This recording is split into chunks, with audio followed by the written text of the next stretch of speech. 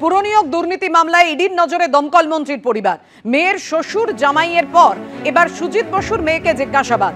সম্পত্তির লেনদেন নিয়ে কাল দমকল মন্ত্রী স্ত্রীকেও ইডি ডেকে পাঠায়, এমনই খবর সূত্রে। কিভাবে এলো এত টাকা, কিভাবে লেনদেন, জানতে চায় কেন্দ্রীয় এজেন্সি।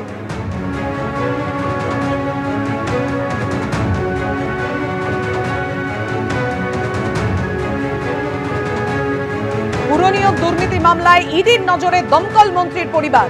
মেয়ের শ্বশুর জামাইয়ের পর এবার সুজিত বসুর মেয়েকে জিজ্ঞাসাবাদ ইডি।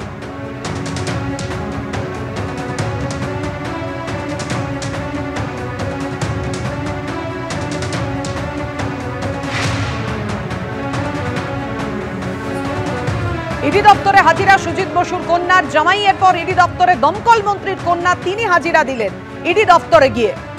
পুরো নিয়োগ দুর্নীতিতে আপনারা জানেন দমকল মন্ত্রীর পরিবারকে তলব করেছে এনফোর্সমেন্ট ডিরেক্টরেট। জিজ্ঞাসাবাদে কি তথ্য উঠে এলো, কি জানতে চাইছে কেন্দ্রীয় এজেন্সি, আমাদের সঙ্গে রয়েছেন আমাদের প্রতিনিধি প্রকাশ সিনহা। প্রকাশ,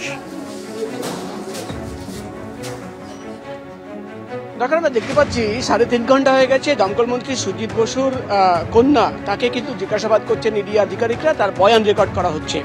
মূলত তার কাছ থেকে একাধিক তথ্য জানতে চান ইডির গোয়েন্দারা। তুমি জানো এর আগে গতকাল জামাইকে তলব করে জিজ্ঞাসাবাদ করা হয়েছে। একাধিক অফিসে, বাড়িতে তল্লাশি অভিযান চালানো হয়েছে এবং ইডির তরফে দাবি করা হচ্ছে যে সম্পত্তির কিছু হিসেব তাদের কাছে রয়েছে, লেনদেনের বেশ কিছু ট্রানজ্যাকশন রয়েছে যেটা সাসপিসিয়াস বলে মনে করছেন ইডি আধিকারিকরা।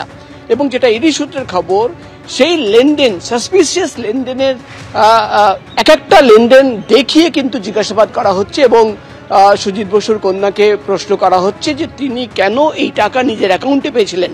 ইডি তরফে দাবি করা হচ্ছে তারাতলার যে কোম্পানিতে, তোমার মনে থাকবে, প্রায় 3 কোটি টাকা বাজেয়াপ্ত করলো ইডি আধিকারিকরা।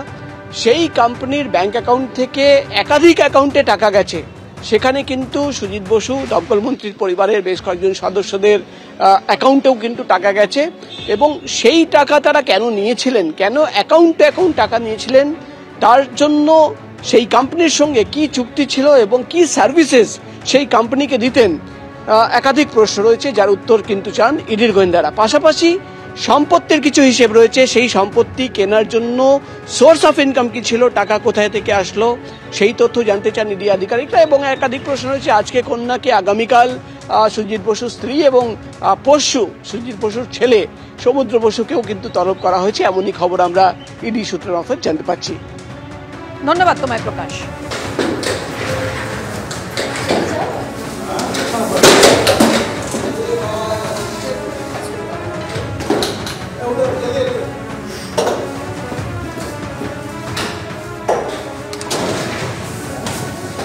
এবিপি আনন্দ, এগিয়ে থাকে, এগিয়ে রাখে।